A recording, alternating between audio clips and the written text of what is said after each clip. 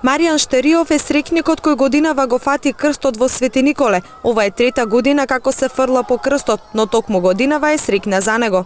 Моето задоволство е да фанам крстот, да ми носи поише среќа, здравје, успех. Прекрасно чувството, само гледаш да го фанеш крстот секогаш. За верниците, ова е еден од најголемите и најубавите празници. Чекаме да дојдеме на црква, да се поклониме, да запалиме свети и да го прославиме празникот.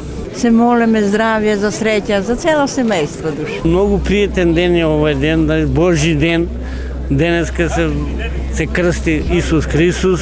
Празникот представува многу убаво, Господ се јави, навистина се јави. Според црквата, масовната посетеност на Божиот храм значи почитување на верата и Севишниот Бог. Иако беше ладно, никој не се боеше од студот, го фати ја крстот, нека им е честито и благословено од Бога на сите. Среќен празник за многу години.